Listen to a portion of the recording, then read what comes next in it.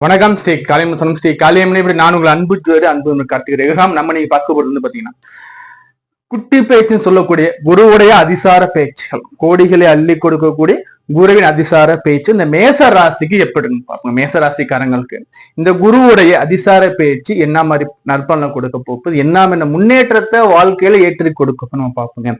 நீங்க நம்ம channel subscribe பண்ணாம இருக்கீங்கன்னா நம்ம சேனல் சப்ஸ்கிரைப் பண்ணி வச்சுக்கோங்க, வீடியோ லைக் பண்ணுங்க, லிங்க் ஷேர் பண்ணி விடுங்க. இப்ப வாங்க இந்த குருவின் அதிசாரம் என்னன்னு பார்த்துக்கலாம். பொதுவா இந்த குரு பாத்தீங்கன்னா நவ கிரகங்கள்லயே நல்லதை பண்ணக்கூடிய முழுமையான சுபர்னா இந்த குரு தாங்க.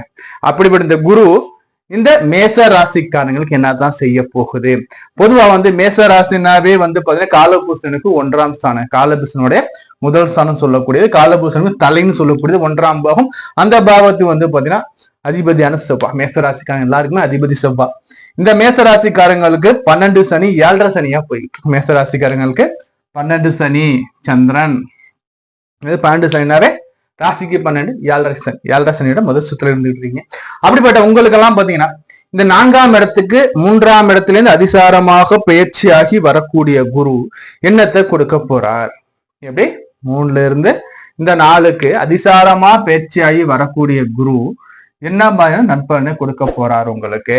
அப்போ குரு என்ன சார் ஃபர்ஸ்ட்னா 4ஆம் இடம் என்னங்க, வண்டி வாகனம் தாயாஸ்தானம் தன் சுகஸ்தானம் இல்லைங்களா. சோ இங்க குரு உச்சமாகிறாருங்க. இந்த குருங்கிறது உங்களுக்கு உச்சமாகிறார்.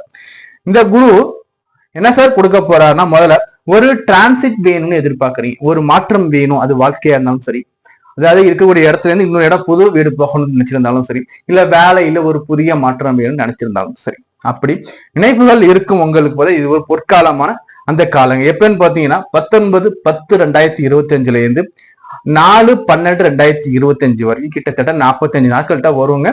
இந்த குரு பகவான் அதிசார பேச்சியாக முதல்ல உங்களுக்கு மிதுனத்திலேருந்து கடகத்துக்கு வர்ற, கடகம் அவருடைய உச்ச வீடு. அப்போ உச்ச வலிமையில முழுமையான வலிமையில இருக்கப்ப என்ன சார் உங்களுக்கு கொடுக்க போற 4ஆம் இடத்துல வகையிலாக வரக்கூடிய அந்த வீடு கிடைக்க போகுது. யாரெல்லாம் மேசராசிக்காரங்க வீடு கட்டணும்னு நினைச்சிட்டு இருக்கீங்களோ உங்க எல்லாருக்குமே வீடு கட்டக்கூடிய யோகத்தை இந்த குரு பகவான் கொடுக்க போற. அப்படி வீடு கட்டலாம், அல்லது வீடு வாங்கலாம், அல்லது ஒரு நிலம் கூட வாங்கலாம்னு வச்சுக்கோங்களேன்.